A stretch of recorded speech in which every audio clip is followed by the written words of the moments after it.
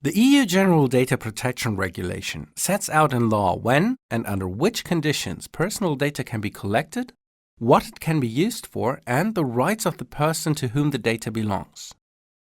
These regulations are based on various principles. First of all, there's the cumbersome legal term "ban subject to permission."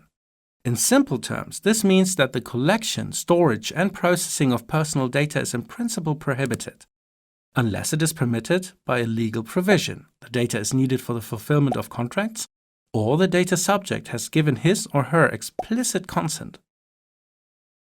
This means, for example, that anyone with a contact form on their website that requires interested parties to enter their name and email address is in breach of the Data Protection Act if they then use this data to send newsletters or adverts, unless the interested party has given his or her explicit consent for the storage and promotional use of their personal data by clicking on the relevant box.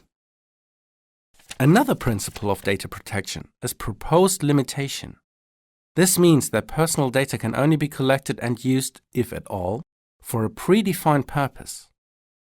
This means, for example, that the car insurance company of the other party involved in a road accident, who asks you for your details to claim for damage, is not allowed to use this data for their next advertising mail-out, but only for the settlement of the claim.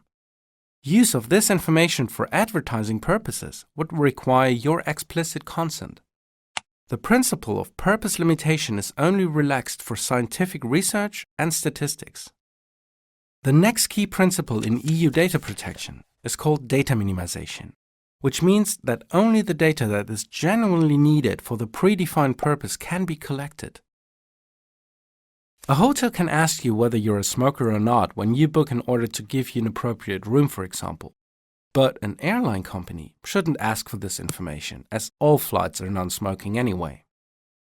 The principle of storage limitation is very close linked to data minimization.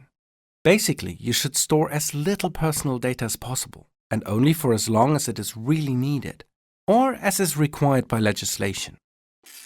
Data minimization and storage limitation are therefore in complete contradiction to the global world's big data approach, as companies like to use big data to collect and evaluate as much data as possible from various sources in order to learn more about their customers. It should also be mentioned that stored personal data should be corrected and up to date, and must be suitably protected against theft, loss, or manipulation. But this really goes without saying. In addition to these principles, the EU General Data Protection Regulation also addresses the rights of data subjects whose data is being collected and processed. Every one of us has the right to information. This means that you, me, and everyone else are entitled to ask authorities, companies, or other entities about the data they have stored that relates to us.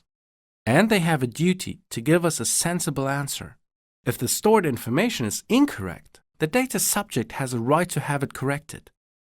And if the data subject doesn't want this data to be stored and processed, then he or she can ask for the data to be erased, unless doing so would break the law. Another novelty in the EU regulation is also the right to be forgotten. So, in principle, the right to the erasure of personal data in search engines on the internet. Data protection protects you, and that's a good thing.